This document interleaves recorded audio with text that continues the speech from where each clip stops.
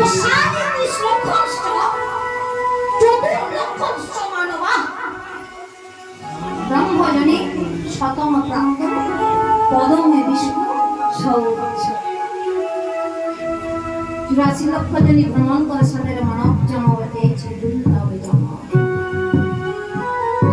এই জন্মে চলে গেলেন হবার নয়, হবারও নয়। প্রতিবাদ করলেন, হ্যাঁ গো মা, এই যে হাজার হাজার টাকা খরচা করে হরিনাম বাসর বসিয়েছে, হরিনাম জপ হচ্ছে,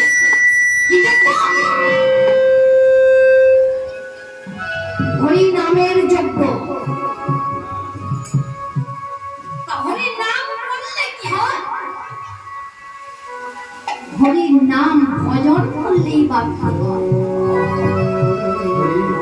তার একটা দৃষ্টান্ত আপনাদের কাছে আমি রাখবো।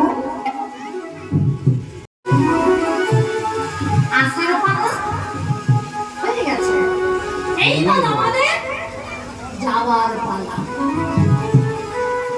নামের কোনোদিন এই ভগবানের পালা বলে কিছু না, লীলা হয়তো যাই হোক, হরি নাম করলে কি হয়, নাম ভজন করলে তারই বা কি হয়, তার দৃষ্টান্ত আপনাদের কাছে আমি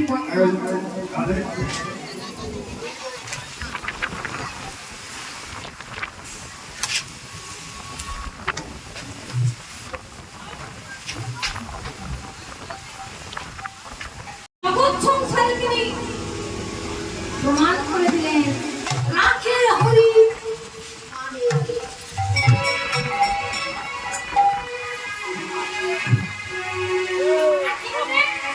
মানে হরি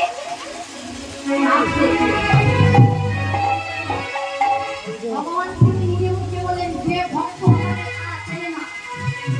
আমাকে ছাড়া যে জানে না, আমাকে ছাড়া যে এক পাও হাঁটতে পারে না, সেই ভক্তটাই তারে মানে কি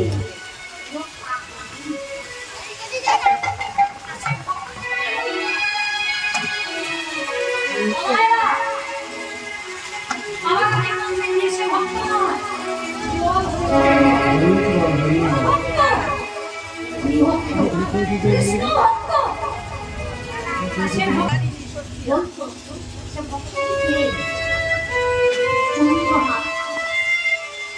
সেই চন্দ্রহাত ভগবানের মধ্যে জড়ি ধরে শোনায় বলতো, মাঝিমা পদমে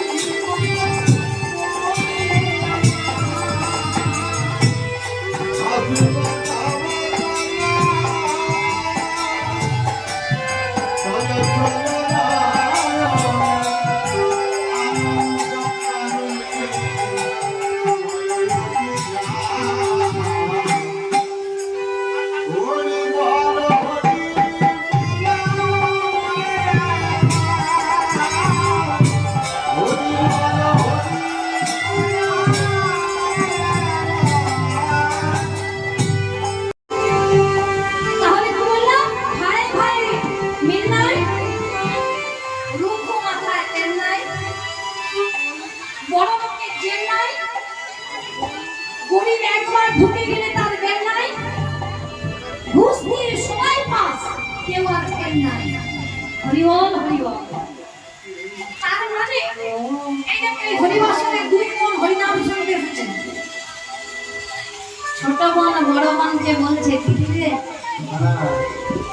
চল বাড়ি চল, ঘুম পাচ্ছে, ঝড় উঠে গেছে, বেশ মেরু মেরু বাতাস বইছে, শরীরটা আরাম হচ্ছে, ঘুম পাচ্ছে, চল বাড়ি চল। বড়দিদি কি বললো, ছোট বোনকে বাড়ি দিতে গেল। বাড়িতে গিয়ে এবার ফিরছে, ছোট বোন তো নাকে সরষে দিয়ে ঘুমাচ্ছে। দিদি তো মনে করতে আস্তে আস্তে কি হলো জানে, আমাদের জীবনটা কচু পাতার জল ঝঞ্ঝাল দিয়ে যাচ্ছে। ঘুম ভাঙলে তো হলো সকাল, আর ঘুম যদি না ভাঙে কি দেখবো, হয়ে গেল পরকাল। তা দিদি পথে আসছে, আস্তে আস্তে দেখে গেল বুকের যন্ত্রণা শুরু হলো। তা সেই দিদি প্রথম আগে বুকের যন্ত্রণা যা শুরু হয়েছে, হরিবলের তার কাছে গেছে। সেই দিদি বলছে দিদি রে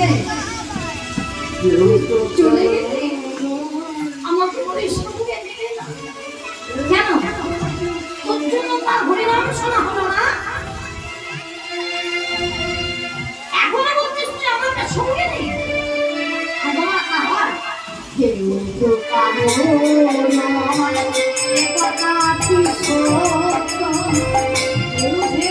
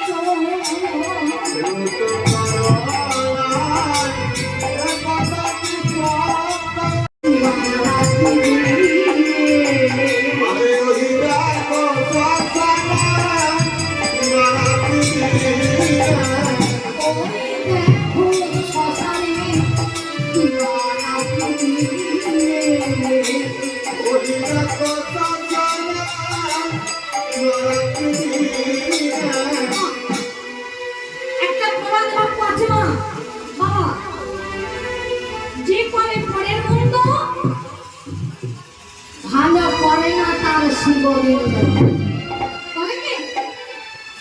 যে করে পরের মন্দ ভালো করে না তার শিবলিঙ্গ। এই যে মায়েরা, আপনি যদি জেনে শুনে কারো ছেলের গলা টিপে দেবেন, ভগবান আপনাকে ছেড়ে কথা বলবে কি বাবা? ভগবান আপনাকে ছেড়ে কথা বলবে? ভগবান নিজে এসে আপনার ছেলের গলাটা আগে টিপে দেবে। জেনে শুনে যদি কারো ঘরে দিয়ে আগুন ধরিয়ে দেন, ভগবান কিন্তু আপনার রেহাই দেবে না, ভগবান নিজে এসে আপনার ঘরে আগুনটা আগে ধরিয়ে দেবে।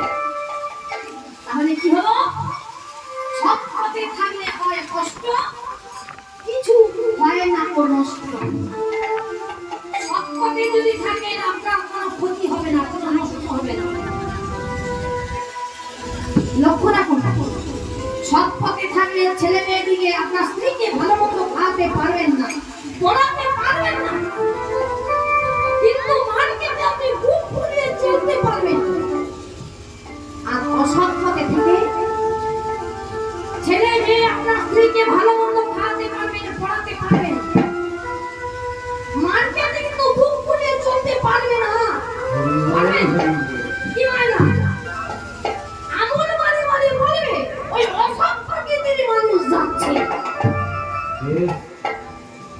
আমরা কত অহংকার করি, রূপের অহং, বিদ্যার অহং, গাড়ি বাড়ির অহং, অর্থের অহং, তাই না? আমি জজ, আমি ব্যারিস্টার, আমি উকিল, আমি মাস্টার, এই বাড়িটা আমার, এই গাড়িটা আমার, আমি অহংকারে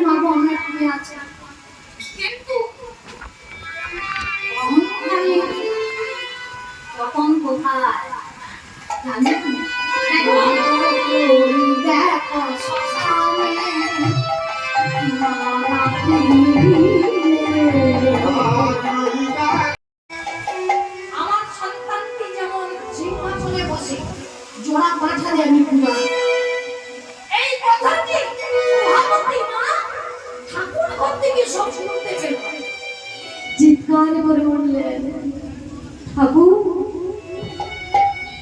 আমি যেতে মনে রাখবো, আমি গলায় কলম চেপে যাই, জলে ডুবে মরবো, সেই দিন দেখবে তোমার মন্দির আর সেবা কেউ দেবে না, আমি বিষ খেয়ে মরবো, দেখবে তোমার সেই দিন মন্দির কেউ মার্জনা করতে আসবে না, আমি আত্মহত্যা করবো, দেখবে তোমার মন্দিরে কেউ প্রদীপ দিতে আসবে না, চাই না তোমার কাছে আমি চাই না, শুধু একটাই চাই, এই মরি মরি যেদিন